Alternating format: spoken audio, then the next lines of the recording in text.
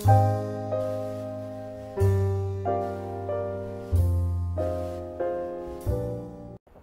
பேர் அறிவழகன், பாலப்படிக்கிறேன் கிராமம். நான் எம்கா முடிச்சுட்டு விவசாயத்தையே முழுசாக பண்ணிட்டு இருக்கணும் அப்படின்னு ஒரு ஆசையினால நான் ஒரு 20 ஆடு 10 மாடு வச்சுருக்கேன். இதுக்கு முன்னே வந்து நான் தீவனம் மற்ற இதெல்லாம் ரொம்ப விலை அதிகமாக கொடுத்து வாங்கி போட்டுக்கிட்டு இருந்தோம்.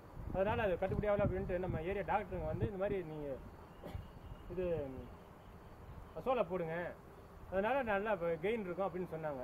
சொன்னதுனால அசோலா வந்து கவர்மெண்ட்லேயே அந்த செட்டு அசோலா போடுற செட்டு வந்து நம்ம கொடுத்தாங்க. அது கொடுத்து நம்ம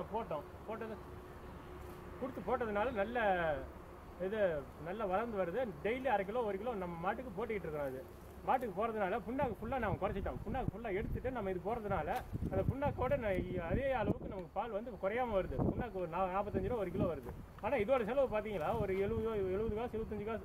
அதே ஃபுல்லாக நம்ம ஒர்க்கு தான். அந்த தார்ப்பையோட விலை மட்டும்தான் நமக்கு காஸ்ட்லி, மற்றபடி வேறு எந்த செலவுமே கிடையாது. தினசரி நம்ம பராமரிக்கிறது மட்டும்தான்.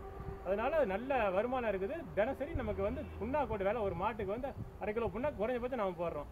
அந்த 1/2 கிலோ புண்ணாக்கு இது 1 கிலோ போட்டோன்னு வச்சுங்க, அது நமக்கு ஈக்குவலாக நல்லா வருது. அதனால நல்ல இது இருக்குது. இதே மாதிரி ஆட்டுக்கும் போட்டால் ஆடு நல்லா இடம் கூடி வருது. ஒரு 20 ஆடு ஒரு 10 மாடு நான் வச்சிருக்கிறேன். இதே மாதிரி இன்னொரு 3-4 செட்டு போட்டு நான் எல்லா மாட்டுக்குமே இது கம்பல்சரியாக போடலாம் அப்படின்ட்டு நான் முடிவு பண்ணி பண்ணிருக்கிறேன்.